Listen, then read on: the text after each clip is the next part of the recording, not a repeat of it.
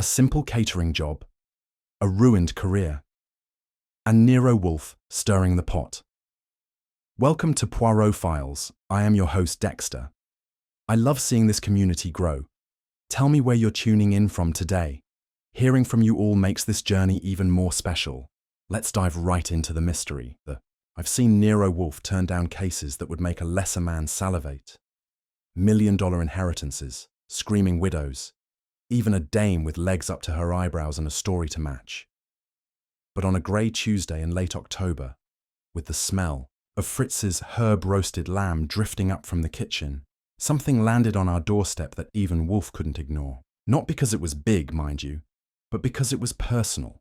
And if there's one thing that gets under Wolfe's skin, besides leaving his chair or missing a meal, it's someone daring to mess with the sanctity of his brownstone routine. The trouble started with a knock at the door, which I answered because Fritz was wrist-deep in a béarnaise sauce, and Wolfe, naturally, wasn't about to budge from his custom-made chair in the office.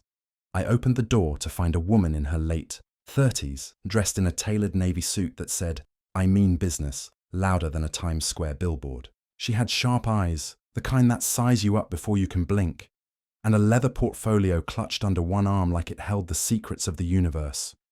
"Mr. Wolfe?"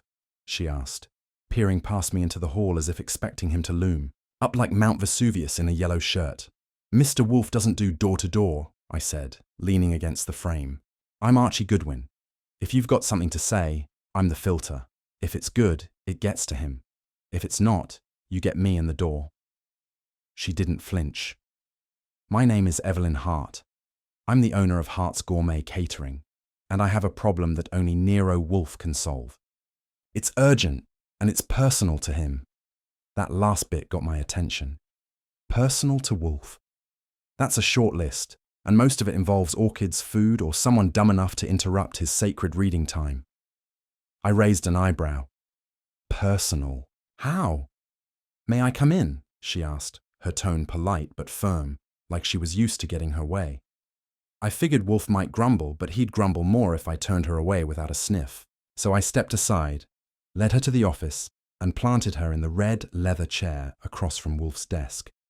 He was there, of course, all 300 pounds of him, ensconced behind the desk with a glass of beer at his elbow and a book, some obscure history of Balkan conflicts, propped open. He didn't look up when she entered. He never does. It's part of the act. Make him sweat while he finishes a paragraph. Finally, he marked his place with a strip of gold foil, set the book down, and fixed her with those half-lidded eyes that can peel a lie off a saint. "Miss Hart," he said, his voice a low rumble that could soothe or shred depending on his mood. "Mr. Goodwin informs me you claim a personal connection to this establishment. I am rarely interested in personal matters. Be concise." She didn't waste time. "Mr. Wolfe, I've catered events for some of the most particular clients in Manhattan.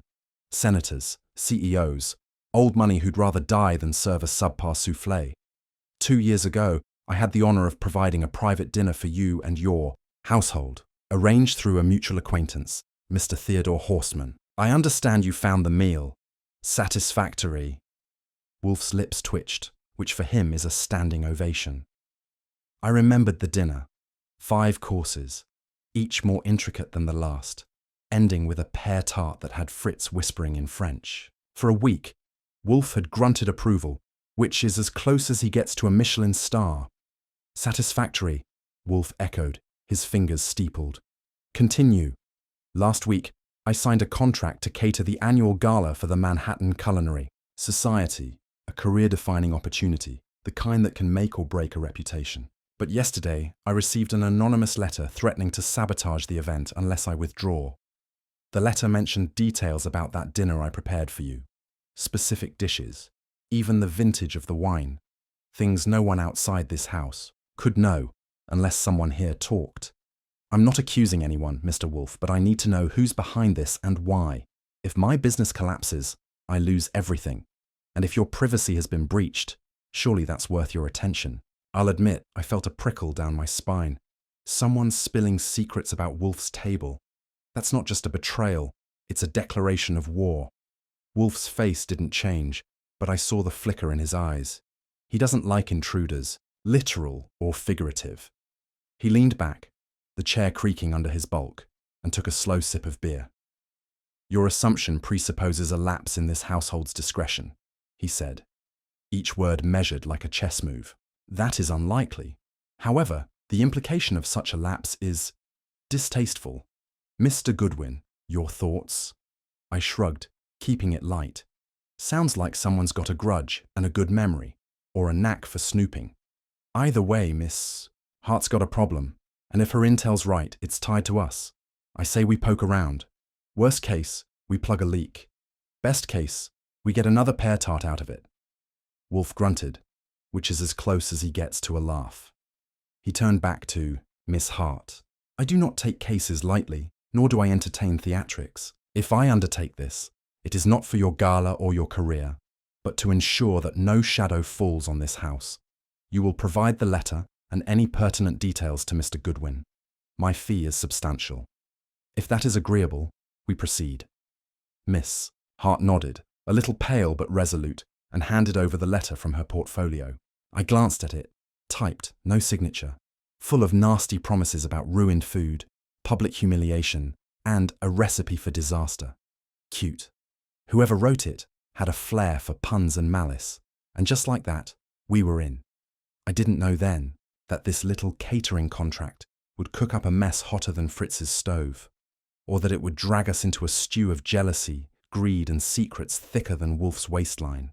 But I had a feeling, as I escorted Miss Hart out and caught the faintest whiff of unease in the brownstone air, that this case was going to be anything but appetizing. I've always said the brownstone on West 35th Street is more than a house. It's a fortress, a sanctuary, and occasionally a battlefield, all wrapped in brick and stubbornness. Nero Wolfe doesn't just live here, he reigns, and any disruption to his carefully curated world is treated like an act of treason. So, when Evelyn, Hart's problem, started bringing strangers into our orbit the day after her visit, I knew we were in for a bumpy ride. Wolfe, of course, stayed rooted in his chair, but I could feel the air in the office shift, like a storm brewing over a pot of Fritz's consommé. It started Wednesday morning, just after breakfast, Wolfe's sacred hour of postprandial peace, with his orchids upstairs. I was in the office typing up notes on Miss Hart's case when the doorbell rang. Fritz was busy with a shipment of fresh thyme, so I played doorman again. This time, it wasn't a polished businesswoman, but a wiry man in his 50s, dressed in a cheap grey suit that looked like it had lost a fight with a moth. His face was all angles, with a nose sharp enough to cut glass, and eyes that darted around like he expected trouble to jump out of the wallpaper. "Name's Victor Crane," he said, before I could even ask. His voice was gravelly, like he gargled, whiskey for breakfast. "I'm Miss Hart's head chef. She sent me over with some papers. Said Mr. Wolfe would want to see him ASAP, something about threats to her business." I didn't like his tone. Too pushy, too familiar. But I wasn't about to turn him away without a look. "Wait here," I told him, gesturing to the hall bench. "I'll see if the boss is receiving. Don't touch anything unless you want. To explain yourself to a very particular cook." He smirked, but sat. I went upstairs to the plant rooms, where Wolfe was inspecting a phalaenopsis with the intensity of a general planning a siege. He didn't look up as I relayed Crane's presence, just grunted and said, "Bring him down in 10 minutes. I will be in the office. Inform Fritz to prepare coffee. No pastries." That last bit was a jab. Wolfe doesn't share his snacks with just anyone. I went back, gave Crane the timeline, and watched him fidget while I pretended to shuffle papers at the hall desk. He kept glancing at the closed door to the office, like he was sizing up the place for a heist. Something about him smelled off, and I don't mean his aftershave, which was non-existent. 10 minutes on the dot, I ushered him into the office. Wolfe was settled behind his desk, a fresh glass of beer at hand, his expression as welcoming as a brick wall. Crane took the red leather chair without being asked, which earned him a raised eyebrow from me, but nothing from Wolfe. The boss doesn't waste energy on small slights. He saves it for the big ones. "Mr. Crane," Wolfe began, his voice a low rumble that could lull you or gut you depending on the day. You are here at Miss Hart's behest. I assume you bring relevant information. Speak. Crane pulled a manila envelope from his jacket and slid it across the desk, like he was dealing cards in a backroom game. This is a copy of the contract for the Culinary Society Gala, plus a list of everyone on staff who knew about it. Miss Hart figured you'd want names. She also said to tell you, I've been with her for 10 years, loyal to a fault. If someone's leaking dirt, it ain't me. Wolfe didn't touch the envelope. He never does until he's ready. Instead, he fixed Crane with that half-lidded stare that makes you feel like he's already read your diary. Loyalty is a claim, not a fact. Your presence here suggests Miss Hart trusts you, or wishes me to believe she does. What is your opinion of this threat she received? Crane shrugged, too casually for my taste. Probably some competitor, with a chip on their shoulder. Catering's cutthroat, pardon the pun. You mess up one event, you're toast. I told Evelyn she's making too much of it, but she's spooked. Keeps saying it's tied to that dinner she did here. No offense, but I don't see how that connects. I leaned against the wall, arms crossed, keeping my mouth shut for once. I didn't like how quick he was to dismiss the threat, or the way he kept tossing out Evelyn like they were old pals. Wolfe's face didn't change, but I knew he'd caught it too. He took a slow sip of beer, set the glass down with precision and said, Your conjecture is noted. Mr. Goodwin will review the documents. If there is more, you may convey it now. Otherwise, you are dismissed. Crane looked like he wanted to argue, but thought better of it. He stood, gave a curt nod, and let me escort him out. On the way, he muttered, Hope you figure this out fast. Gala's in 10 days. If it flops, we're all out of a job. Once the door shut behind him, I went back to the office. Wolfe was already flipping through the envelope's contents. Names, dates, a contract full of fine print I'd need a magnifying glass to decipher. He didn't look up as he spoke. Archie, your impressions? Crane's got a chip bigger than the one he mentioned, I said, dropping into my desk chair. Acts like he's above suspicion, which makes me suspicious. And he's too cozy, with the details for a guy who thinks it's no big deal. I'd bet my next stake he knows more than he's letting on. Possibly, Wolfe murmured, his eyes still on the papers. His presence here is an intrusion, however minor. I dislike intrusions. You will begin assembling a list of these staff members for scrutiny, discreetly. I will not have further disturbances in this house unless absolutely necessary. I nodded, already mentally mapping out phone calls and street checks. But before I could get too comfortable, the doorbell rang again. This time, it was a delivery. A small, unassuming package addressed to Wolfe personally, no return address. I brought it in, laid it on the desk, and waited while he eyed it like it might sprout teeth. Finally, he nodded for me to open it. Inside was a single note, handwritten in a spidery scrawl. Withdraw from Hart's affairs, or the next dish served will be your reputation. I let out a low whistle. Looks like someone's not happy we're sniffing around. Want me to dust it for prints? Wolfe's lips pressed into a thin line. Not anger, but something close. No, it is a taunt, not evidence. File it with the other correspondence. But note this, Archie. The sanctity of this house has been challenged twice. In one morning. That is intolerable. Proceed with your inquiries, but tread with care. I sense this affair will not remain as trivial as it appears. I didn't argue. When Wolfe says intolerable, things get serious. I stashed the note, grabbed my hat, and prepared to hit the pavement. But as I left the office, I couldn't shake the feeling that the brownstone's walls, usually so unbreachable, were starting to feel a little less secure. Whoever was behind this wasn't just cooking up trouble for Evelyn Hart. They were stirring a pot that might just boil over right here on West 35th.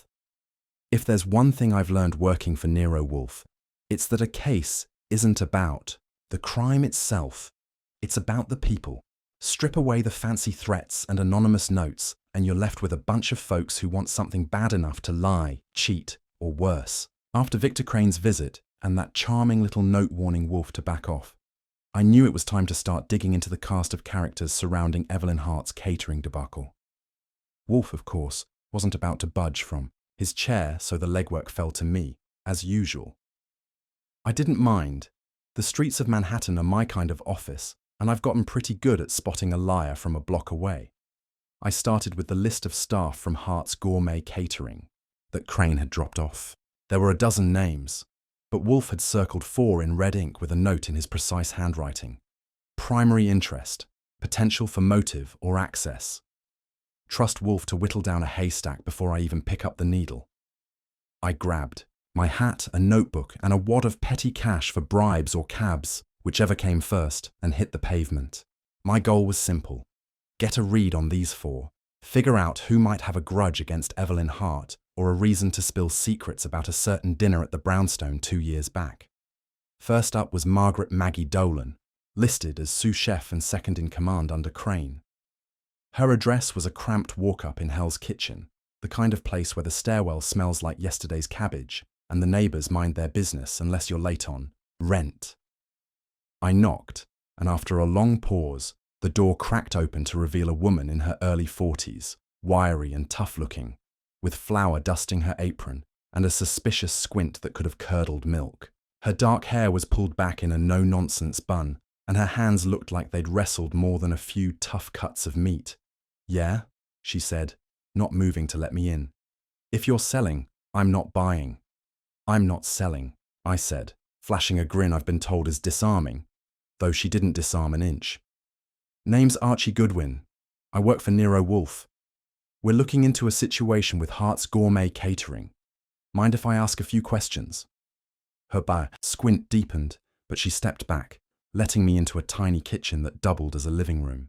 Pots and pans hung everywhere, and a scarred wooden table was piled with recipe cards.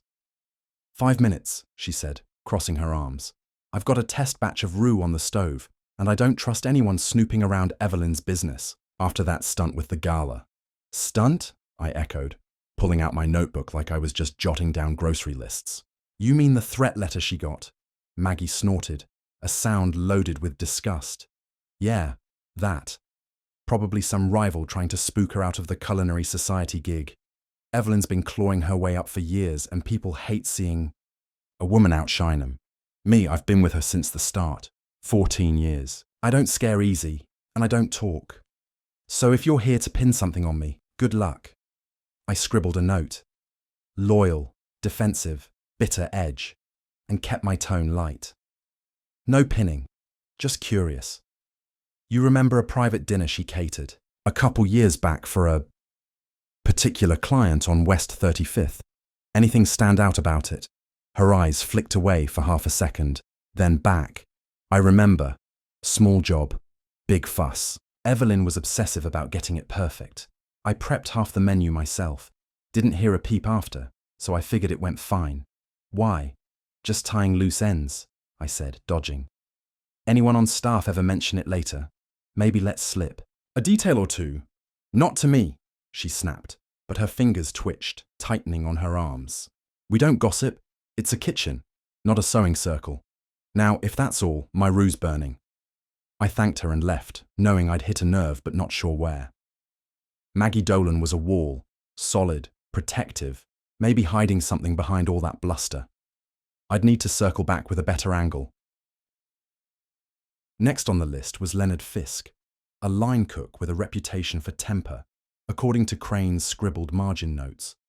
I tracked him down at a dive bar in Chelsea, where he was nursing a cheap beer and glaring at the bartender like it was a personal feud. He was a big guy, late 30s, with knuckles scarred from years of kitchen mishaps, or fists, hard to tell. I slid onto the stool next to him, ordered a scotch to blend in, and got to business. "Leonard Fisk?" I asked, casual as a Sunday stroll. "I'm Archie Goodwin, working for Nero Wolfe. Got a minute to chat about Hart's Gourmet?" He didn't turn, just stared into his glass. "What's to chat? I cook. I get paid. End of story." "Fair enough," I said, sipping my drink. "But someone's stirring up trouble for Evelyn Hart. Threats, leaks, the works. Know anything about that?" That got a reaction.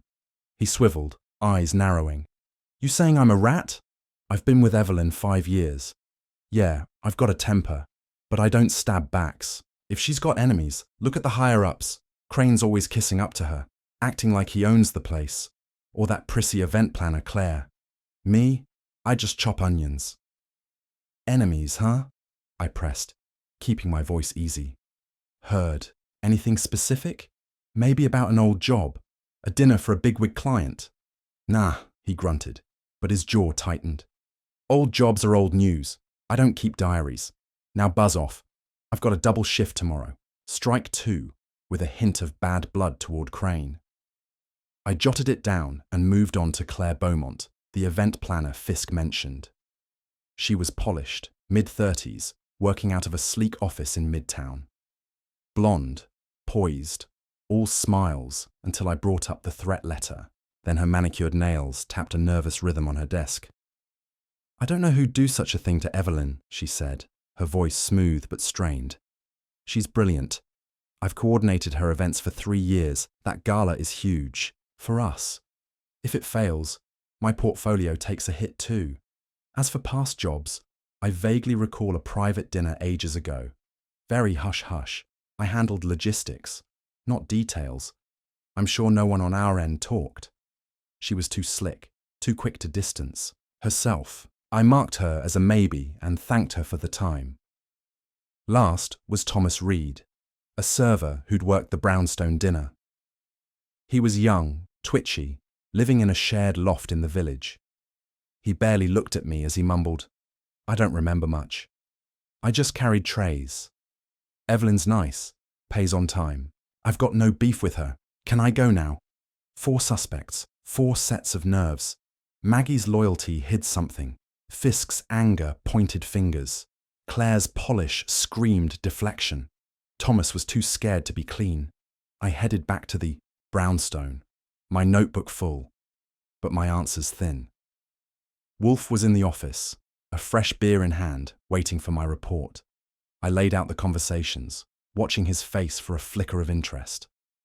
Unsatisfactory, he murmured at last, his voice a low growl, but expected. Motives are rarely transparent at this stage. Continue observing, Archie. Someone among them knows more than they admit, and I suspect the next move will come not from them, but to us. Prepare for it. I didn't like the sound of that, but with Wolfe, you don't argue. You wait. And as I settled at my desk to type up the day's haul, I couldn't shake the feeling that this circle of suspects was just the appetizer. The main course of this mess was still simmering, and I had a hunch it was about to get served right on our doorstep. There's a certain rhythm to digging up dirt on people, a dance of questions and sidesteps that I've gotten pretty good at, over the years working for Nero Wolfe. After my first round of chats with Evelyn Hart's circle of suspects, I had a notebook full of hunches but no solid hits.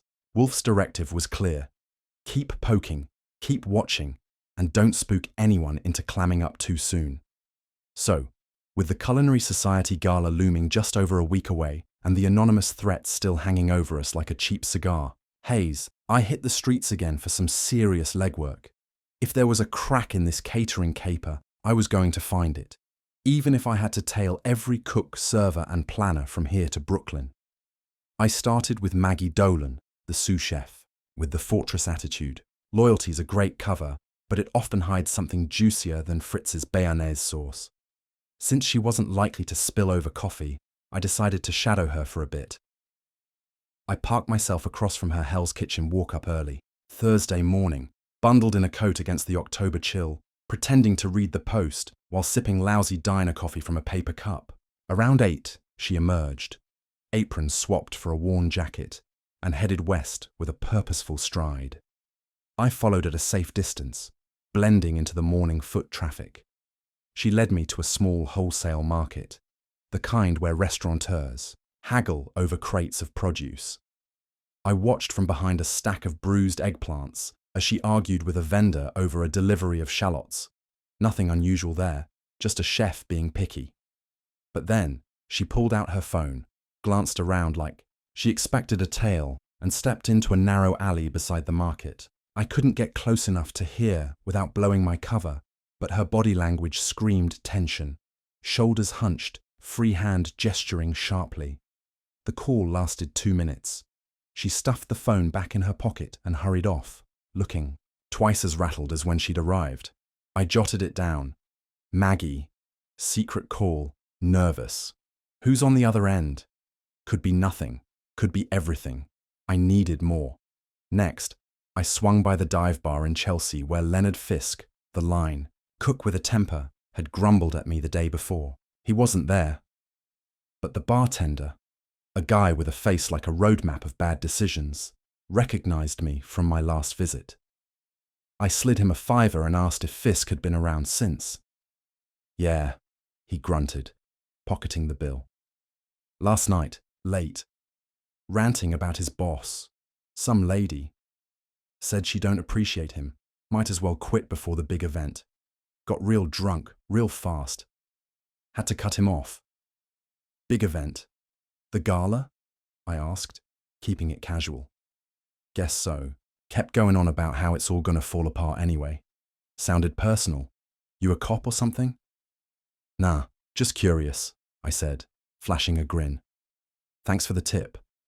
I walked out with another note. Fisk. Bitter, predicting failure. Drunk talk or inside info? His grudge against Evelyn was louder than a foghorn, but was it motive enough to sabotage her? I filed it away and moved on. Claire Beaumont, the polished event planner, was trickier. Her Midtown office was too public for loitering, so I went for a different angle. Her social haunts. A quick chat with a chatty receptionist at her building gave me a lead.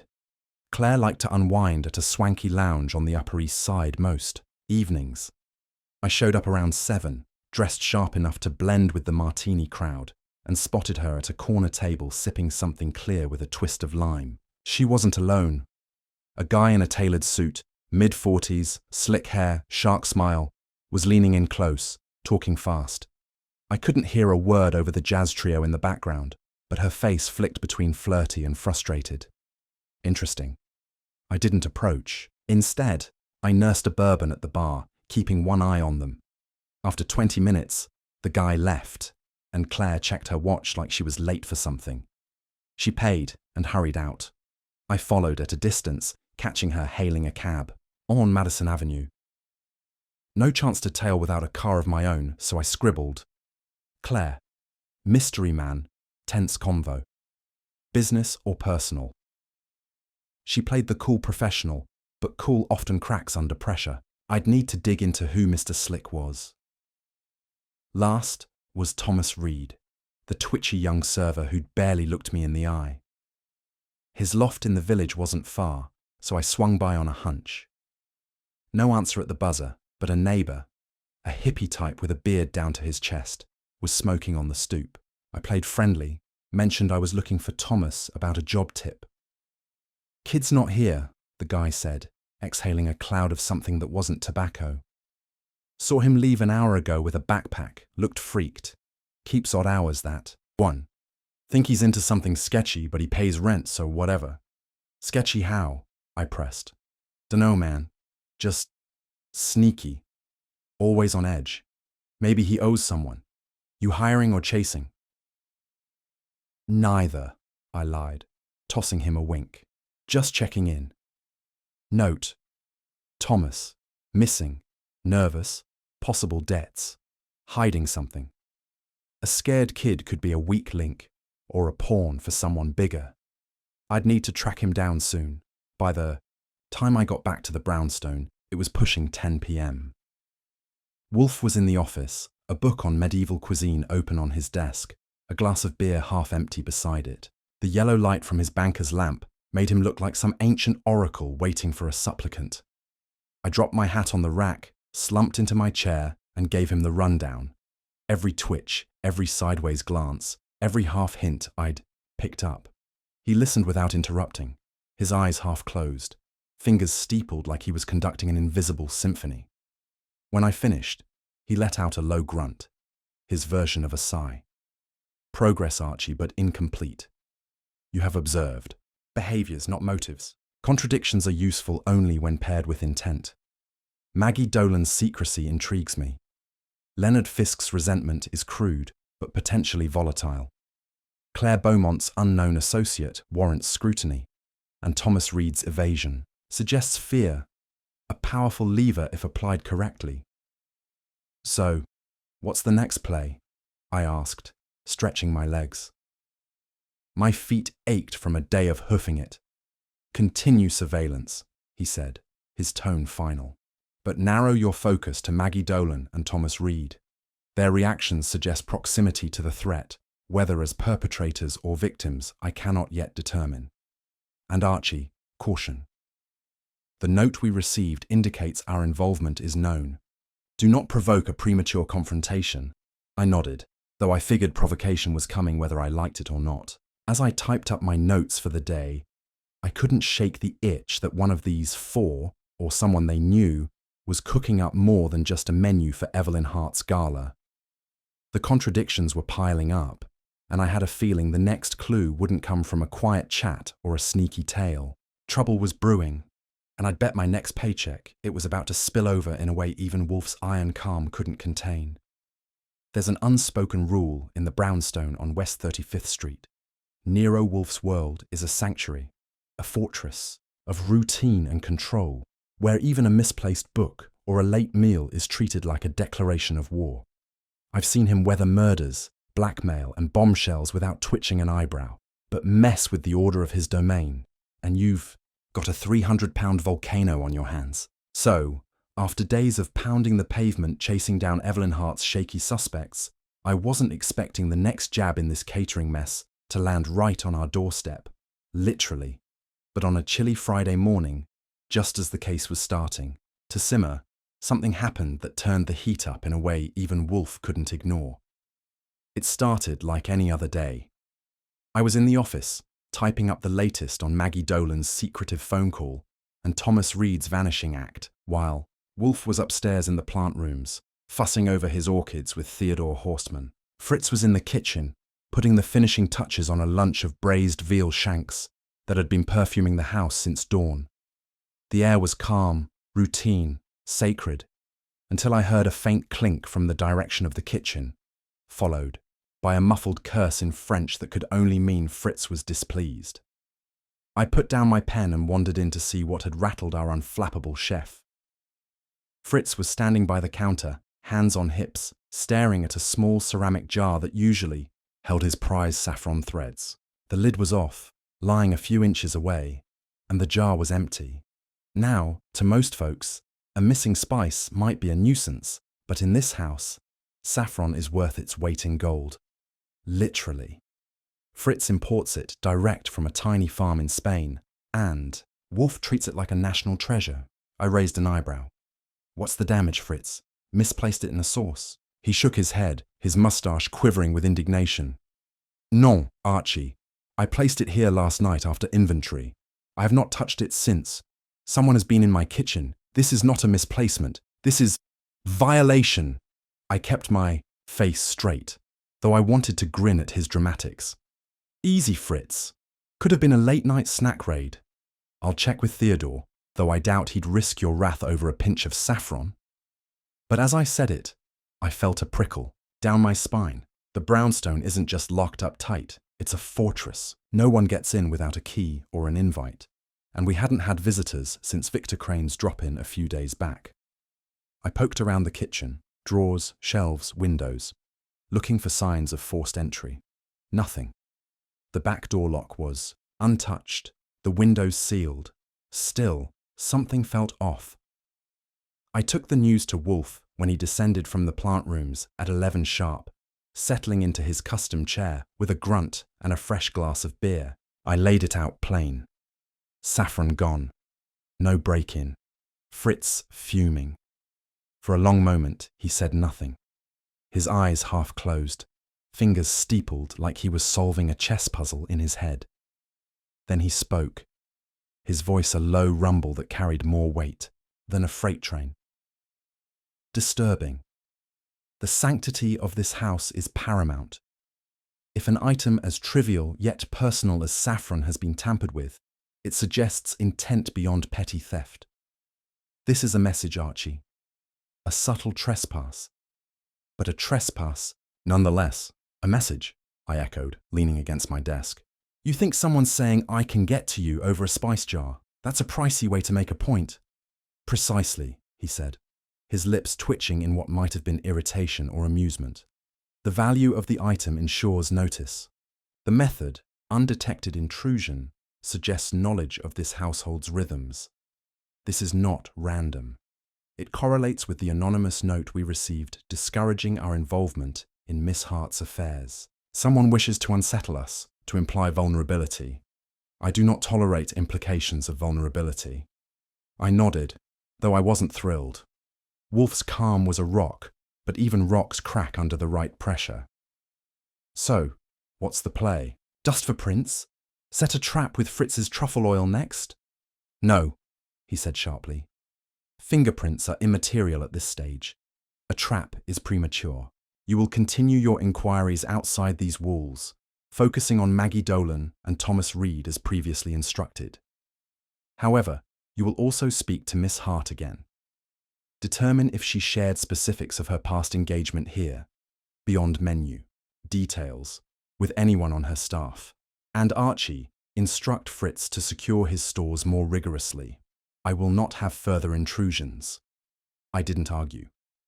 When Wolfe says, "I will not have," it's not a request, it's a decree. I relayed the orders to Fritz, who muttered something about booby traps and started rearranging his pantry like he was fortifying the Maginot Line. Then I called Evelyn Hart, catching her between client meetings at her downtown office. Her voice was tight, strained, when I asked about the dinner at the Brownstone 2 years back. "I've been discreet, Mr. Goodwin," she insisted. I spoke of the menu in general terms to my core team, Maggie, Victor, a few others, for training purposes. Nothing personal about Mr. Wolfe or the house. Certainly not enough for someone to reference specific dishes in a threat letter. Why? Has something new come up? Just tying loose ends, I dodged, not ready to tip her off about the saffron heist. If anything else comes to mind, names, offhand comments, let me know, even small stuff. She agreed, though I could hear the worry in her pause before hanging up. Note to self, Evelyn's rattled, and rattled people slip up. I'd need to press harder next time. Back at my desk, I mulled over Wolfe's take. A message, huh? Stealing saffron wasn't just petty, it was personal. A jab at the heart of the Brownstone's sacred routine. Whoever did it knew enough to get in and out unseen, which meant they'd either been here before or had inside intel. My mind flashed to Victor Crane's visit, his shifty glances around the hall. Or Thomas Reed, the nervous server who'd worked that dinner and was now conveniently scarce. Even Maggie, with her secretive call, could have passed a tidbit to the wrong ear. The circle was tightening, but not enough for a chokehold yet. As I scribbled my thoughts, the phone rang. It was a beat cop I know, Sergeant Pearlie Stebbins, gruff as ever. "Goodwin, got a tip you might want to hear. Kid named Thomas Reed, skinny, twitchy, was spotted near your block last night, hanging around like he lost something. Didn't nab him, but figured I'd pass it along since you're always sniffing around trouble. What's he to you?" "Nothing, yet," I said, keeping it vague. "But thanks, Pearlie. Owe you a beer." I hung up, my pulse ticking up. Thomas near the Brownstone the night before the saffron vanished. Coincidence is a word I don't trust. I added it to my notes, underlining it twice. Wolfe glanced over from his chair, where he'd been pretending to read while clearly listening. Significant, Archie. Fear often manifests in proximity, either to flee or to observe. Find Mr. Reed. His behavior suggests a thread we must pull. I agreed, but as I grabbed my coat for another round of hunting, I couldn't shake the feeling that this subtle trespass was just the starter. The Brownstone had been touched, and not just with a missing spice. Someone was playing a deeper game, and I had a hunch the next move would be less subtle and a whole lot closer to home. I've learned over the years that a case with Nero Wolfe is like a pot of Fritz's stew. Starts slow, simmers with a few odd ingredients, and then just when you think it's under control, the heat spikes and you're scrambling to keep it from boiling over. After the subtle trespass of the missing saffron jar shook the sanctity of the Brownstone, I figured we'd hit a turning point in Evelyn Hart's catering conundrum. But on a raw, damp Saturday morning, with the Culinary Society Gala just 6 days away, the pressure cranked up another notch in a way that had even Wolfe sitting a little straighter in his oversized chair. It started with a phone call while I was in the office, sorting through notes on Thomas Reed's late-night loitering near our block. The caller was Evelyn Hart, her voice a tight wire of panic barely holding together. "Mr. Goodwin, there's been an incident at my warehouse. Someone broke in overnight. They didn't steal much, just some paperwork related to the gala, but they trashed the place. Inventory scattered, equipment tipped over. I found a note pinned to my office door. Last warning, drop the event or your career is cooked. I'm at my wit's end. Can you come down?" I glanced at Wolfe, who was perched behind his desk with a glass of beer and a book on Renaissance herb gardens, his face as unreadable as a brick wall. He gave a slight nod, which meant, "Go, but don't commit me to anything yet." I told Evelyn I'd be there in an hour, grabbed my hat and coat, and headed for her warehouse in Lower Manhattan, a squat brick building near the waterfront that smelled of brine and old grease. When I got there, the place was a mess, like a tornado had ripped through a farmer's market. Crates of produce were upended, bags of flour slashed open, white powder dusting the concrete floor like grim snow. Evelyn was pacing near the loading dock, her tailored suit wrinkled, her sharp eyes red-rimmed from lack of sleep. She handed me the note, a scrap of paper with the same spidery scrawl as the one sent to Wolfe. No signature, just menace. I tucked it into my pocket for later and took a slow walk through the damage, jotting observations in my notebook.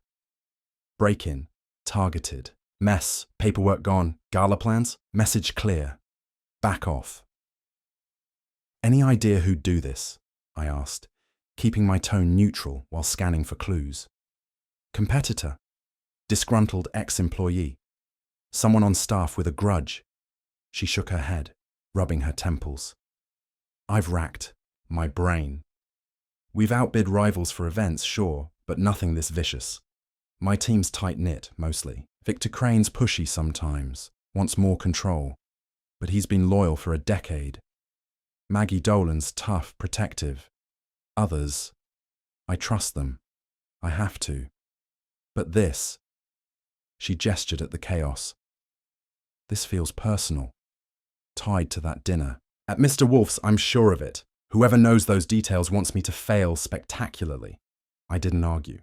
Personal was the right word, and the timing, right after the saffron incident at the brownstone, smelled like coordination. Someone was tightening the screws on both ends.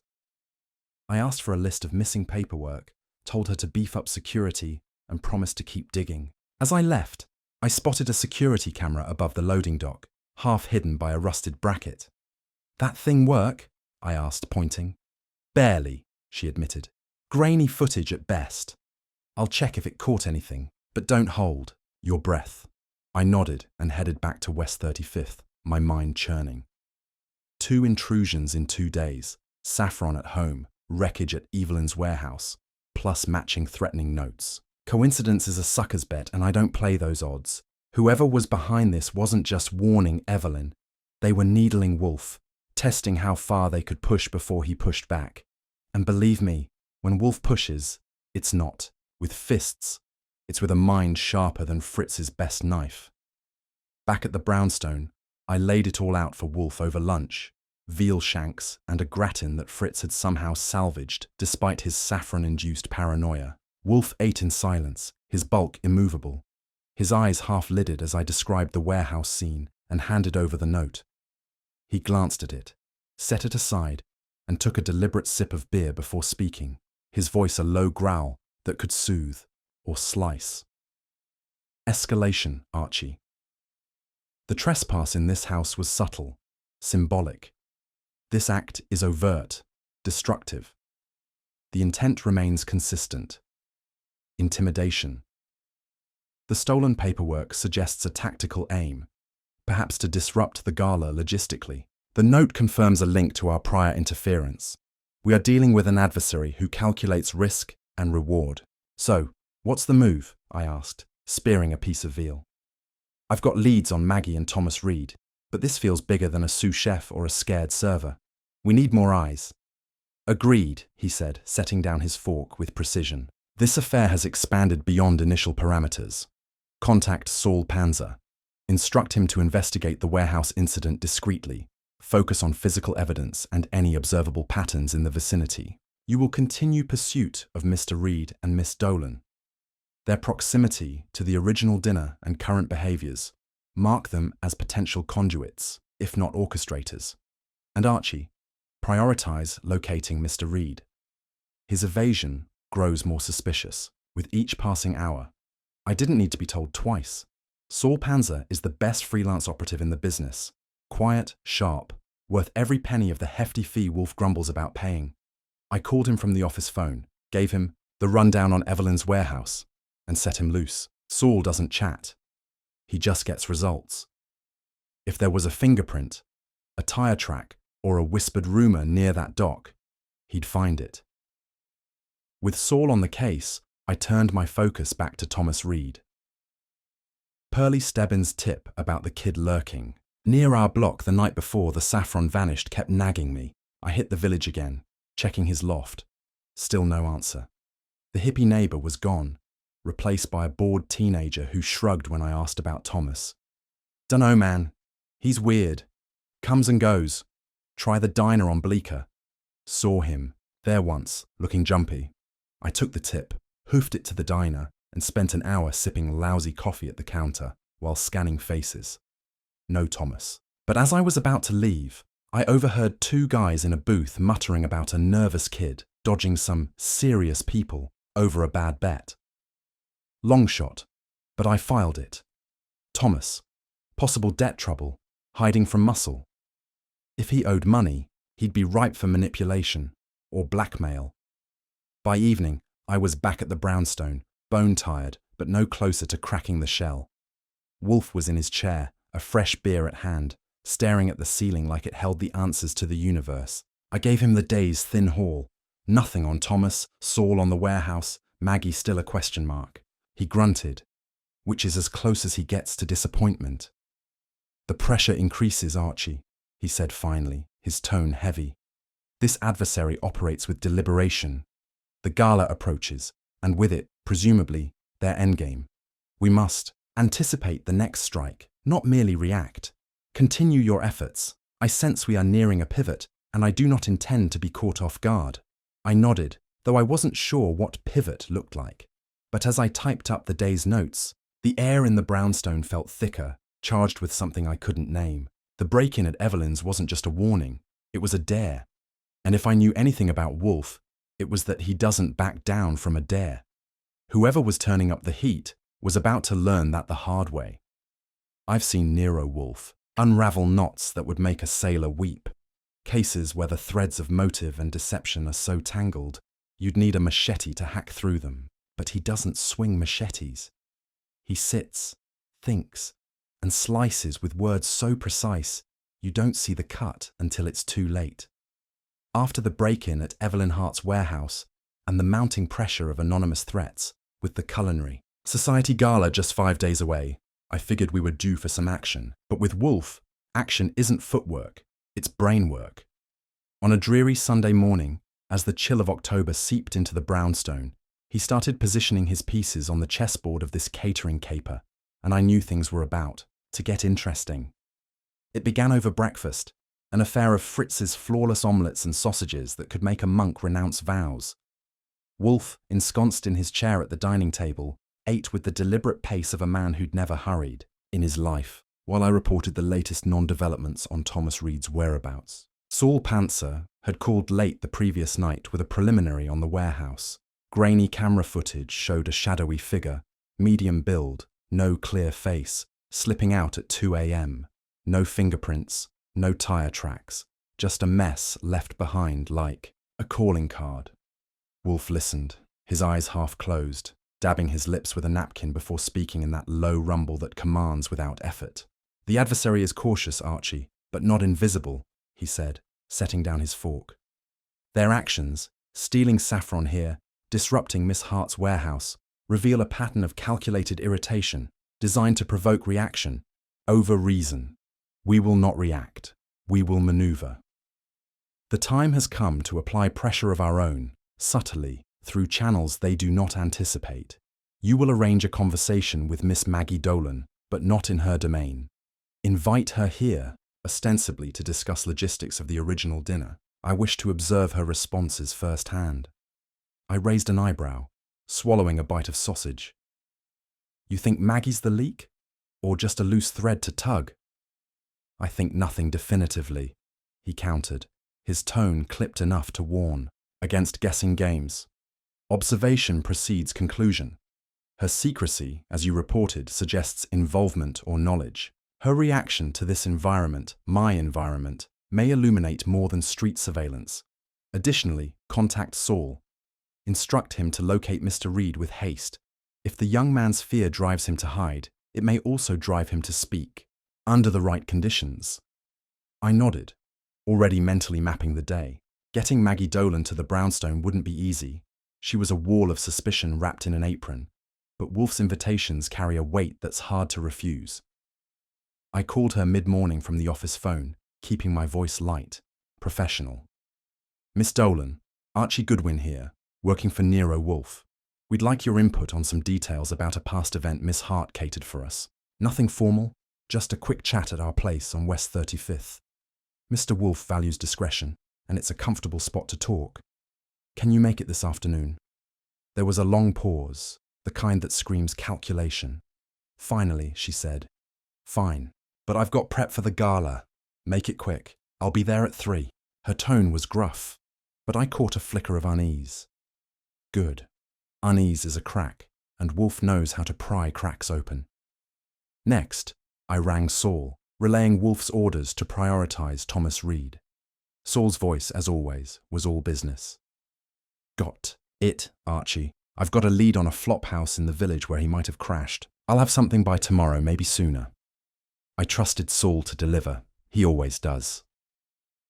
By 3 o'clock, Maggie Dolan arrived, her wiry frame bundled against the drizzle in a faded coat, her sharp eyes scanning the brownstone's facade, like she expected traps. I ushered her into the office, where Wolfe sat behind his desk, a glass of beer at hand, his bulk as immovable as a mountain.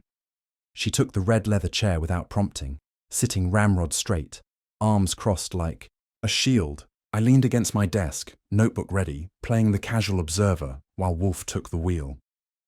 Miss Dolan, he began, his voice a velvet-covered blade. I appreciate your presence. We are revisiting a private dinner Miss Hart catered for this household 2 years prior. Your role in its preparation is noted. I seek clarity on certain details, specifically, who among Miss Hart's staff was privy to the menu's intricacies beyond yourself and Mr. Crane? Be precise. Maggie's jaw tightened, but she answered quick enough. Just me and Victor handled the main planning. A few servers, Thomas Reed was one, knew basics, like course order for timing. Claire Beaumont arranged logistics, not food. I don't recall anyone else digging into specifics. Evelyn was strict about privacy on that job. Said the client, that's you, I guess, demanded it. Why's this matter now? Wolfe ignored the question, taking a slow sip of beer, his gaze never wavering. Privacy, as you note, was paramount, yet details have surfaced in inappropriate contexts. Your recollection aligns with Miss Hart's discretion, or so you claim. Tell me, Miss Dolan, have you observed any indiscretions among your colleagues since that event? Remarks, perhaps, or unusual interest in past jobs? Her fingers twitched, a flicker of nerves, but her face stayed stone. No, we're too busy to gossip about old gigs. If someone talked, I didn't hear it. Kitchens aren't confessionals. Look, I've got work. If that's all... She started to stand, but Wolfe's voice stopped her cold. Remained seated. Miss Dolan, I have one further inquiry. Your loyalty to Miss Hart is evident, yet loyalty can cloak resentment or ambition. Were there tensions during or after that dinner, perhaps with Miss Hart or another staff member, that might linger? Her eyes flashed, a mix of anger and something I couldn't pin. Tensions. Sure, kitchens are pressure cookers. Evelyn's a perfectionist, pushes hard. Victor's always angling for more say. So am I sometimes. Doesn't mean I'd sell her out, or anyone here. I'm no rat. She stood then, daring. Wolfe to stop her. He didn't, just nodded faintly, signalling me to escort her out. Once she was gone, I turned to him. Well, get anything? Possibly, he murmured, setting down his glass. Her defensiveness is layered, part genuine, part constructed. The mention of ambition struck a nerve. She shields someone or something, though whether it is Miss Hart or herself remains unclear. We will revisit her. For now, her discomfort serves our purpose. It signals we are noticed. That alone tightens the net. I scribbled my impressions while Wolfe leaned back, eyes on the ceiling, plotting his next move. I knew this wasn't the end of his positioning, just the opening. Salvo. He'd baited Maggie, not with accusations, but with questions that linger like smoke, making her squirm long after she left. And with Saul closing on Thomas Reed, we were building leverage from two angles. But as evening fell, and I typed up the day's exchange, I couldn't shake the feeling that Wolfe's manoeuvring had shifted the game. The adversary, still faceless, still elusive, would feel the squeeze soon. And if I knew anything about tight spots, it's that they make people sloppy. I had a hunch the next slip wouldn't come from Maggie or Thomas, but from somewhere, or someone, closer to the heart of this mess. Wolfe was setting the board, and I figured the next play would be ours to call. There are moments in a case with Nero Wolfe when the air in the brownstone shifts, like the calm before a storm you can't see but can feel in your bones. After days of subtle manoeuvres, positioning Maggie Dolan with probing questions, sicking Saul Panzer on Thomas Reed's trail, and weathering intrusions both at home and at Evelyn Hart's warehouse, we'd reached a tipping point. The Culinary Society Gala was just 3 days away, and the threats against Evelyn had grown from whispers to wrecking balls. On a grey Monday afternoon, with the October damp seeping through the windows, Wolfe decided it was time to tighten the screws, not with fists or footwork, but with the kind of verbal dissection only he can deliver. He called for a gathering in the office, and I knew the game was about to change. Archie, he said over breakfast, his voice a low rumble as he sliced into one of Fritz's impeccable croissants. Arrange for the primary figures in Miss Hart's circle to convene here tomorrow at 2 p.m. Include Miss Hart herself, Mr. Victor Crane, Miss Maggie Dolan, Miss Claire Beaumont, and Mr. Thomas Reed, if Saul locates him in time. Inform them it is imperative, a matter of resolving discrepancies in their accounts regarding past and present dealings. I will brook no refusals. Make it clear my involvement is no longer discretionary. I nodded, swallowing a bite of my own croissant. Wolfe doesn't throw parties. He sets traps. And this was shaping up to be a doozy. I spent the morning on the phone, dialing each in turn with a tone polished enough to sound urgent, but not desperate. Evelyn Hart agreed instantly, her voice, tight with strain, but eager for progress. Victor Crane grumbled about lost prep time for the gala, but relented when I mentioned Wolfe's impatience. Maggie Dolan's suspicion crackled through the line, but she said she'd come, likely to avoid looking like she had something to hide. Claire Beaumont's polished charm thinly veiled her reluctance. She cited a packed schedule, but I pressed, and she caved. Thomas Reed was the wild card. Saul had tracked him to a run-down boarding house in the village late Sunday night, but hadn't nabbed him yet. I told Saul to haul him in by hook or crook if he could. By Tuesday morning, Saul delivered, sort of. He called at 11, voice flat as ever. Got Reed, Archie. He's shaken, half-starved. Says he's been dodging some loan shark's goons over a gambling debt. Won't talk much, but I'll have him at the brownstone by 2. He's not thrilled, but he's too scared to bolt again. Good work, I said, jotting a note. Wolfe will be pleased. And he was, in his own way. A grunt over a fresh glass of beer when I relayed the update. With the lineup confirmed, I spent the early afternoon helping Fritz set up the office. Extra chairs hauled in, the red leather one reserved for Evelyn as the client, a tray of coffee and water on a side table because Wolfe doesn't feed suspects. Unless it's strategy. The stage was set for a showdown, brownstone style. At 2 o'clock sharp, they started arriving. Evelyn Hart first, her navy suit crisp despite the worry etching her face. She took the red chair with a nod of thanks. Victor Crane next, wiry and sharp-nosed, his cheap grey suit rumpled, eyes darting like he was sizing up escape routes. Maggie Dolan followed, her tough frame rigid in a worn jacket, arms crossed as she claimed a seat near the door. Claire Beaumont glided in, blonde and poised, a forced smile not quite hiding her unease as she perched delicately on a chair near the window. Last was Thomas Reed, dragged in by Saul, who gave me a curt nod and retreated to the hall. The kid looked like he hadn't slept in days, pale, twitchy, backpack clutched like a lifeline as he slumped into the farthest chair. Wolfe sat behind his desk, a mountain in a yellow shirt, a glass of beer untouched at his elbow. His eyes, half-lidded, scanned the room with the precision of a surgeon picking his first incision.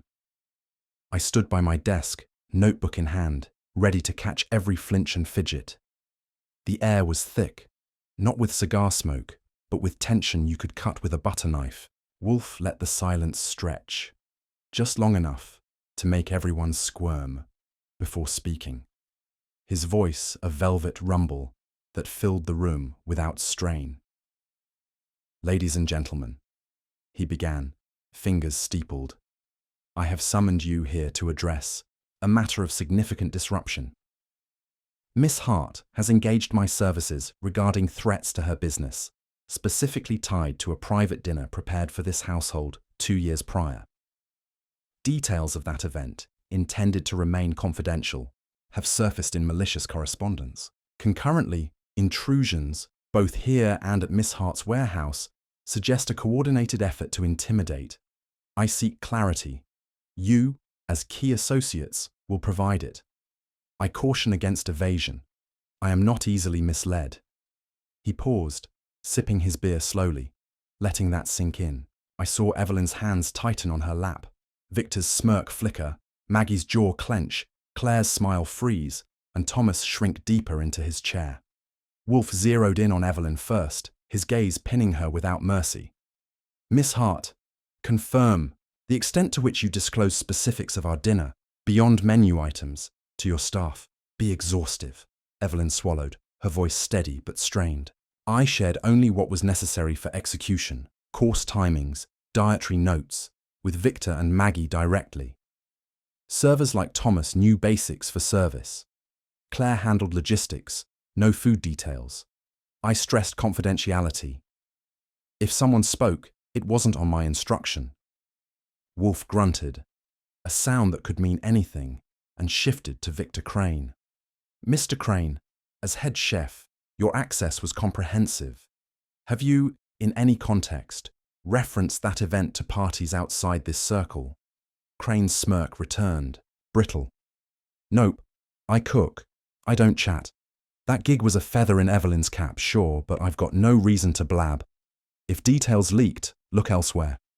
His eyes flicked to Maggie, quick and sharp. Maggie caught it, her scowl deepening, as Wolfe turned to her. "Miss Dolan, your protective stance toward Miss Hart is noted, yet loyalty can obscure truth. Did you observe or participate in any discussion of that dinner beyond professional necessity?" "I didn't talk, and I didn't hear anyone." "Else do it," she snapped, arms still crossed. "We're swamped. Old jobs don't come up. If there's a leak, it's not my kitchen." But her fingers twitched, a tell I'd seen before. Claire was next, her polish cracking under Wolfe's stare. "Miss Beaumont, logistics often intersect with sensitive information. Were you privy to, or did you disseminate, any particulars of that event?" "Absolutely not," she said, too quickly. "I booked venues, managed timelines. Food wasn't my purview. I respected the client's privacy." Her manicured nails tapped her knee, a nervous staccato. Finally, Thomas Reed, who looked ready to bolt. "Mr. Reed," Wolfe intoned, "your evasion suggests fear, Were you approached, coerced, or did you voluntarily share details of that dinner? Thomas flinched, voice barely a whisper. I didn't say nothing. I just served. I don't even remember much. I've been laying low, yeah, but not 'cause of this. I owe money, bad people. That's all. His eyes darted to the door, desperate. Wolfe leaned back, the chair creaking under his bulk, and let silence reclaim the room. I scribbled impressions, just surface scratches, denials all around, but the cracks were there. He hadn't drawn blood yet, just grazed the skin. I knew this was only the opening round. Wolfe was pacing himself, letting their nerves simmer before the real dissection. We will adjourn briefly, he said at last. Remain available. Mr. Goodwin will coordinate. I advise reflection. Truth emerges more readily under scrutiny than denial. They filed out to the hall, murmuring, casting wary glances. I stayed, catching Wolfe's faint nod. First impressions, Archie? He murmured, sipping his beer. Plenty of sweat, no confessions, I said, flipping my notebook. Maggie's hiding something. Thomas is too scared to lie straight. The others, polished deflections. We're stirring the pot, but it's not boiling yet. Precisely, he replied, a glint in his eye. Tension is our ally. They sense the net tightening. We will reconvene soon, and I anticipate a fracture. Prepare for it. I nodded, feeling the weight of his words. The office gathering wasn't over, just paused. Wolfe had set the board, and I had a hunch the next session would crack someone wide open. There's a moment in every case with Nero Wolfe when the fog lifts, when hours of legwork, hunches, and half-truths crystallize into a picture so sharp it could cut glass. After the tense office gathering where Wolfe had planted seeds of doubt among Evelyn Hart's circle, the air in the brownstone on West 35th Street crackled with anticipation. The Culinary Society Gala was just 2 days away, and the threats, anonymous, letters, the saffron theft, the warehouse break-in, had built a pressure cooker that was ready to blow. On Tuesday evening, less than 4 hours after the suspects had dispersed to stew in their unease, Wolfe called them back for the final act. I knew, as I arranged the chairs in the office once more, that this was it, the reveal. They filed in at 7 p.m., each face a mask of wariness or defiance. Evelyn Hart, pale but composed, took the red leather chair. Victor Crane slouched in, his wiry frame radiating impatience. Maggie Dolan sat rigid, arms crossed, her tough exterior barely hiding a flicker of nerves. Claire Beaumont's polished. Smile was brittle as she perched near the window. Thomas Reed, still twitchy, clung to his backpack like a shield in the farthest seat. Saul Panzer lingered in the hall, a silent backup, while I stood by my desk, notebook ready to catch the fallout. Wolfe, behind his desk, was a mountain of certainty, a fresh glass of beer at hand, his half-lidded eyes scanning the room with predatory precision. The silence he let hang was heavier than lead, and I could almost hear hearts pounding. Ladies and gentlemen, he began, his voice a low rumble that commanded without effort, we reconvene to resolve the disruptions surrounding Miss Hart's business and the integrity of this household. Threats, intrusions, and breaches of confidence tied to a dinner prepared here 2 years prior have necessitated my intervention. I have observed your statements, your behaviors, and the contradictions within. The time for evasion is past. I will now delineate the truth, and I advise attention. He paused, sipping his beer deliberately, letting the weight settle. Evelyn's hands tightened in her lap. Thomas shrank smaller. Wolfe set the glass down with precision and continued. The objective was clear: to sabotage Miss Hart's career-defining gala through intimidation and logistical disruption. The method, anonymous letters referencing private details, theft of saffron from this house, and the ransacking of Miss Hart's warehouse, suggested personal malice and intimate knowledge. The saffron, a trivial yet valued item, was a taunt, an intrusion into my domain to provoke reaction. The warehouse break-in targeted gala plans, a tactical strike. The letters, written in a consistent hand, linked all acts to a single mind. That mind, is in this room. A murmur rippled through them, but Wolfe's gaze quelled it. He turned to Evelyn first. Miss Hart, your distress is genuine. Your discretion in the original dinner largely corroborated. You are not the orchestrator, but you are the target. For reasons of professional envy, she nodded faintly, relief mixing with dread. His eyes shifted to Victor Crane, whose smirk faltered. Mr. Crane, your ambition is evident, your loyalty to Miss Hart questioned by others. Yet your demeanor suggests irritation, not calculation. You are abrasive, but not the architect. Crane exhaled, a mix of relief and resentment. Maggie Dolan was next, her scowl deepening under Wolfe's scrutiny.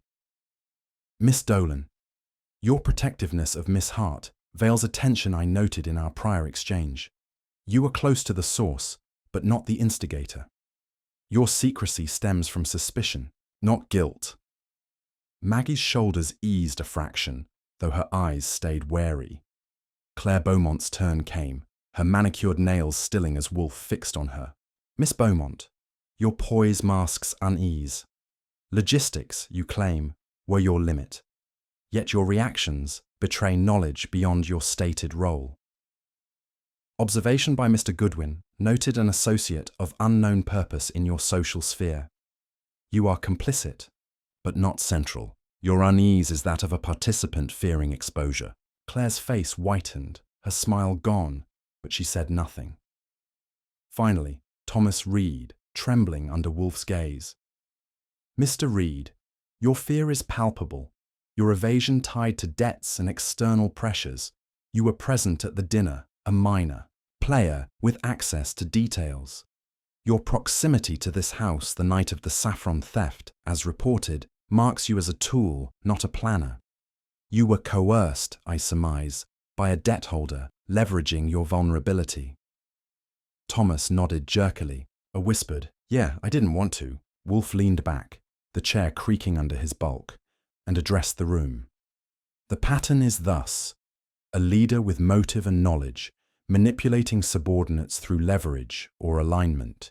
Miss Beaumont's complicity ties to her social connection, an external rival, I suspect, feeding her envy of Miss Hart's ascent. Mr. Reed's coercion provided access, details of the dinner, proximity for the saffron theft, but neither initiated this campaign. The orchestrator required intimacy with Miss Hart's operations, a position of trust, and a personal stake in her failure. His gaze settled on Victor Crane, no, past him, circling back to Maggie Dolan, whose arms uncrossed in a sudden defensive twitch. Miss Dolan, Wolfe intoned, I reconsider. Your loyalty to Miss Hart was a shield, but not for her, for yourself. Your tension betrayed ambition thwarted by years of subordination. You prepped the dinner, knew every detail. You resented Miss Hart's control, her spotlight, while you remained in shadow. The gala, a pinnacle for her, exclusion for you, was the breaking point. You crafted the letters, using typed anonymity initially, then handwritten taunts to personalize. The menace. You stole the saffron, having observed this house's routines during prior delivery coordination. You orchestrated the warehouse break-in, enlisting Mr. Reed through a third party tied to his debts, and influenced Miss Beaumont with promises or threats via her associate. Your motive? To collapse Miss Hart's reputation, positioning yourself, to rise from her ruins, perhaps as head of a restructured firm. Maggie's face drained of colour, then flushed with fury. That's insane! I've stuck by Evelyn for years. Why would I? Because loyalty erodes under neglect, Wolfe cut in, unshaken. Your remarks on ambition, tensions with Miss Hart, were candid but incomplete. Mr. Goodwin noted your secretive call, a coordination, I deduce, for the warehouse act. Your presence here, your defensive posture, confirms a mind anticipating exposure.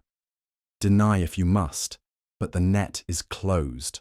The room was still, a tomb of shock.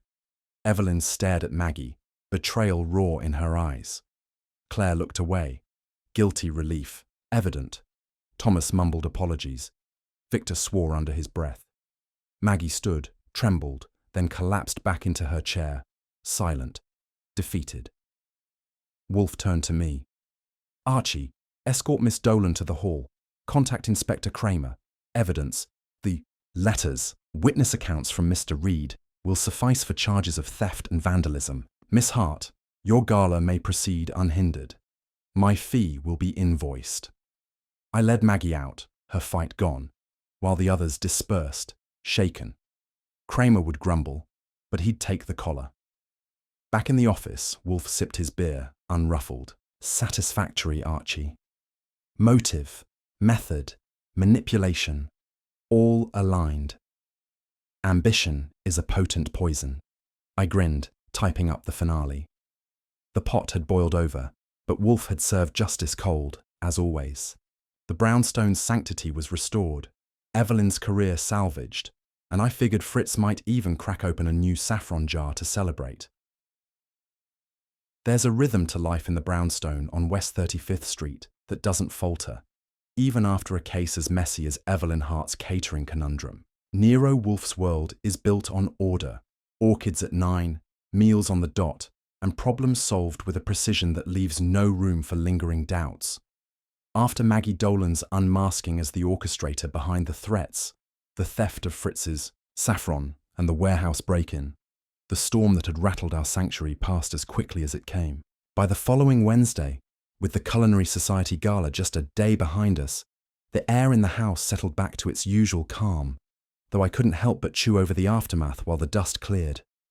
Inspector Kramer had come and gone, the night of the reveal, his usual gruff self as he took Maggie into custody. She hadn't fought, hadn't said much at all, just stared ahead, her tough exterior cracked open like a dropped egg. Kramer grumbled about Wolfe's parlour tricks, but he couldn't argue with the evidence. Maggie's handwritten notes matched the threatening letters. Thomas Reed's shaky confession pinned her as the one who'd coerced him into the saffron theft, and Claire Beaumont, under pressure, admitted to passing minor intel to a rival caterer at Maggie's behest, though she swore she hadn't known the full scope. It was enough for charges: vandalism, theft, harassment, and Maggie was looking at a stretch that'd give her plenty of time to rethink her ambitions. Kramer left with a parting shot about how Wolfe could have saved him paperwork by tipping off the precinct sooner, but I just grinned and shut the door. We don't work for Kramer's convenience. The next morning, Thursday, I was in the office typing up the final report for our files when the phone rang. It was Evelyn Hart, her voice, lighter than I'd heard it in weeks, though still tinged with exhaustion. Mr. Goodwin, I wanted to thank you and Mr. Wolfe. The gala last night, it went off without a hitch. Standing ovation for the menu, contracts lined up through next year. I'm still reeling about Maggie. 14 years, and I never saw it. But you saved my business. Please convey my gratitude. Will do, I said, leaning back in my chair. Glad it worked out. Invoice is in the mail. Don't faint when you see it. And if you ever cater here again, triple check your staff, huh? She gave a weak chuckle, promised payment promptly, and hung up. I relayed the message to Wolfe, who was settled behind his desk with a book on ancient Roman cookery and a glass of beer, his bulk as immovable as ever. He grunted, his version of acknowledgement, and murmured, "Satisfactory, Archie. Professional reputation is a fragile commodity. Miss Hart's recovery is our remuneration, beyond the fee." I didn't argue. The fee was hefty enough to keep Fritz stocked in saffron for a decade, and seeing Evelyn bounce back felt like a bonus. But I couldn't help wondering about the others. Thomas Reed, for one. Saul had kept tabs on him post-reveal, reporting. The kid had skipped town, likely to dodge his loan shark debts rather than face more heat from the law. Kramer hadn't pressed charges on him, figuring he was small fry and scared straight. I figured Thomas would either clean up his act or dig a deeper hole somewhere else. Either way, he wasn't our problem anymore. Claire Beaumont was a quieter loose end. She'd avoided legal trouble by spilling just enough to Kramer about her peripheral role, passing tidbits to a rival at Maggie's urging, no direct acts of sabotage. Evelyn had fired her on the spot after the gala, and last I heard, She'd taken a low-profile gig with a small event firm upstate. Her polish had tarnished, but she'd landed on her feet. Victor Crane, meanwhile, had stepped into Maggie's role as sous chef, grumbling to Evelyn that he'd told her so about internal distrust. I didn't like the guy, but he'd come out of this smelling like roses, at least for now. By Friday, the brownstone was back to its sacred routine. I'd finished the case file, stashed it in the cabinet with hundreds of others, and was nursing a coffee at my desk while flipping through the Morning Gazette. The society pages had a glowing blurb. On Evelyn's gala, her beef Wellington got a special praise, and not a whiff of the backstage drama. Good for her. Wolfe was upstairs in the plant rooms with Theodore Horseman, fussing over a batch of cattle yaz, when Fritz poked his head in, apron dusted with flour from prepping lunch. "Archie, I have secured the saffron jar in a locked drawer now," he announced, moustache twitching with pride. "No more violations. Lunch will be coq au vin at 1 sharp. Do not be late. Mr. Wolfe is particular after disturbances." I grinned. "Wouldn't dream of it, Fritz. Your kitchen's a fortress again." He nodded gravely and retreated, satisfied. The saffron incident had rattled him more than Wolfe or I, but with Maggie behind bars, his domain was safe.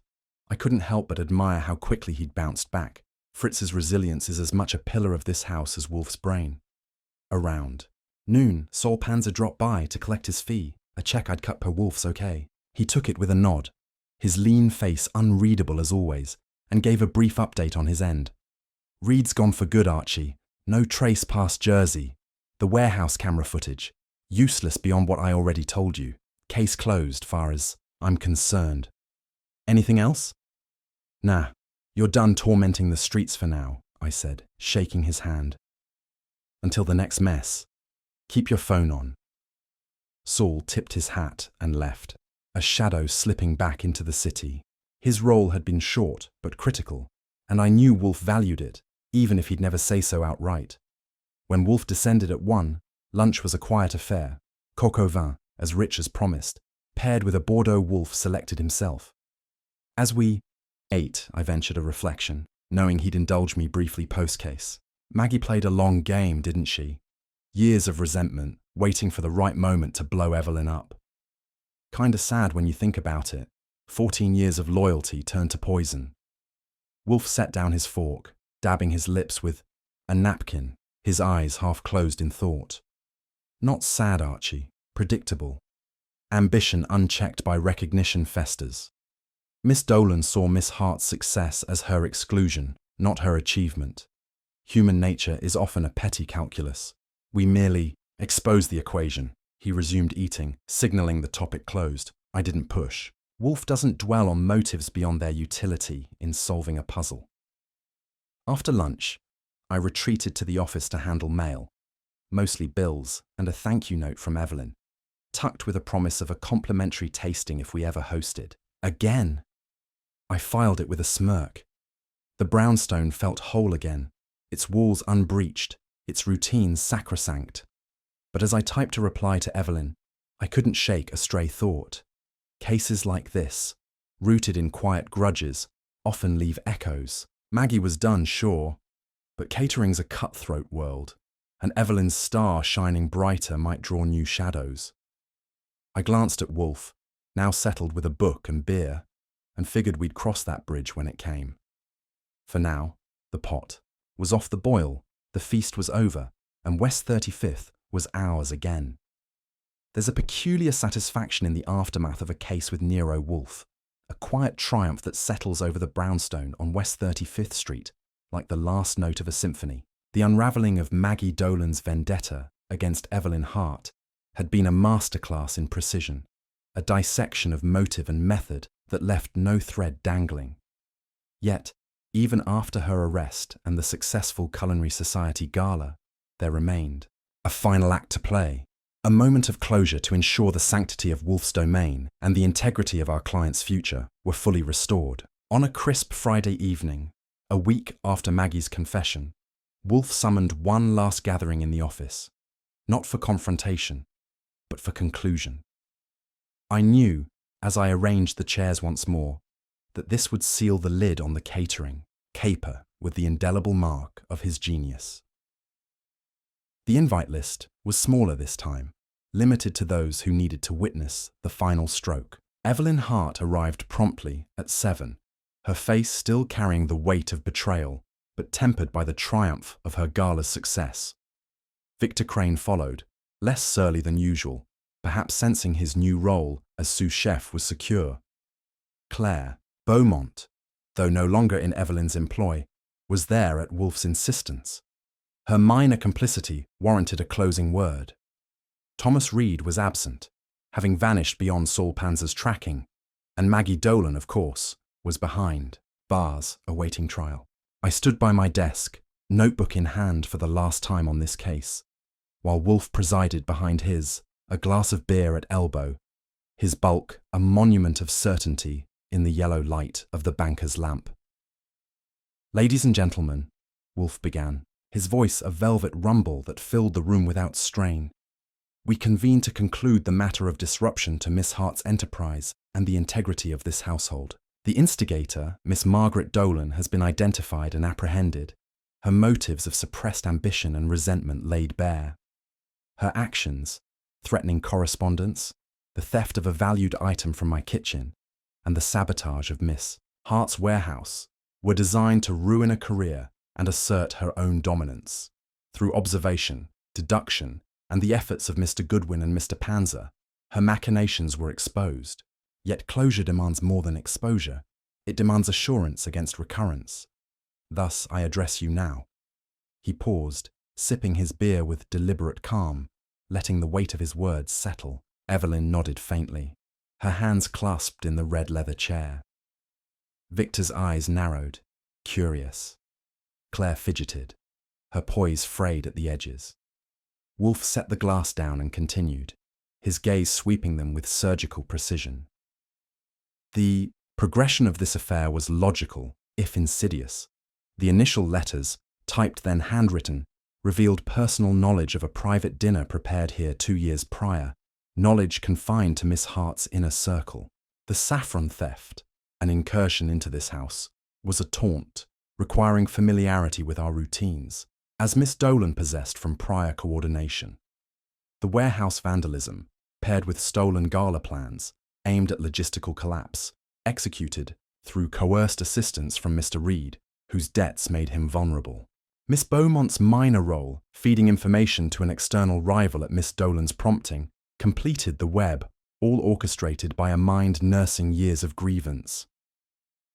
Evelyn's voice broke the silence, soft but firm. "Mr. Wolfe, I've gone over it 100 times since that night. Maggie's betrayal. It blindsided me. But how did you know, beyond doubt, it was her and not anyone else?" Her eyes flicked to Victor, then Claire, a remnant of distrust lingering. Wolfe's lips twitched, a rare near smile. "Miss Hart, certainty is the product of elimination and observation. Mr. Crane's ambition was overt, lacking subtlety for such intricate malice. Miss Beaumont's unease stemmed from peripheral guilt, not central design. Her social connections, noted by Mr. Goodwin, pointed to external influence, not initiation. Mr. Reed's fear marked him as a pawn, not a player. Miss Dolan, however, exhibited layered defensiveness during our exchanges. Her secretive behavior, reported by Mr. Goodwin via a witnessed phone call, suggested coordination. Her intimate role in the original dinner provided access to details. Most damning, her reaction to questions of ambition, a nerve struck, aligned with a motive of resentment over your success. When pressed, her collapse under scrutiny was inevitable. Evidence, her handwriting, Mr. Reed's coerced confession, merely confirmed what deduction had already established. Victor grunted, crossing his arms. So she figured she'd sink Evelyn and take over. Cold. I knew she was bitter, but not that bitter. What now? We're clear, right? Wolfe's gaze shifted to him, unyielding. Mr. Crane, you are unencumbered by legal consequence in this matter, though your future conduct under Miss Hart's employ bears watching. Miss Beaumont, your complicity, though minor, has cost you professional standing. I advise caution in future alliances. Your role was exposed, not prosecuted by my discretion. Miss Hart, your enterprise is secure, the gala's success a shield against further malice. I have instructed Mr. Goodwin to compile a dossier of this affair for your records, detailing vulnerabilities exploited by Miss Dolan, staff access, confidentiality lapses, to prevent repetition. My fee, already invoiced, concludes our formal engagement. Claire, pale, murmured a quiet, "Thank you." Her lesson learned. Evelyn nodded, her relief palpable. "I'll review every protocol, Mr. Wolfe. And I'm sorry for the intrusion into your home. If there's any way to make amends beyond the fee—" "There is not," Wolfe interjected, his tone final. "The sanctity of this house was breached, but restored through resolution. That suffices. Mr. Goodwin will escort you out." I took the cue, leading them to the hall, where murmured goodbyes faded into the night. Evelyn pressed my hand briefly, a silent thanks, before stepping into a waiting cab. Victor and Claire dispersed without fanfare, their parts played out. Back in the office, I settled at my desk, pencil idle, as Wolfe leaned back, the chair creaking under his weight. "A tidy knot, Archie," he murmured, sipping his beer. "Ambition is a predictable vice, though its manifestations surprise. Miss Dolan's error was underestimating scrutiny. She presumed chaos would obscure her hand. It did not." I grinned, flipping my notebook shut. "She didn't count on you playing chess while she played checkers. Gotta admit, the saffron bit, personal, touch, got under your skin more than you let on, huh?" Wolfe's eyes half closed, a flicker of irritation. "Immaterial. The violation was addressed. The case is closed. Type the final report, Archie. I require no further discussion on culinary affronts." His tone shut the door on banter, and I didn't push. Wolfe doesn't linger on victories or slights. He solves, then moves on. As I typed later that night, the brownstone hummed with its usual late-hour quiet. Fritz had long since secured his kitchen, the new saffron lockbox a testament to lessons learned. The gala's success splashed across the Gazette's society pages, Evelyn's name untarnished. Maggie's trial loomed, a footnote we wouldn't follow. The others, Victor, Claire, Thomas, were out of our orbit, their futures their own to botch or build. I glanced at Wolfe, now buried in a tome on medieval spices, and felt the case's weight lift. The net had closed, the board cleared, and West 35th stood unassailable once more. It was a resolution as sharp as Wolfe's mind, methodical, unyielding, and final. Another puzzle shelved, another sanctuary preserved, and if the world threw us another mess tomorrow, we'd be ready, beer and brain at the ready.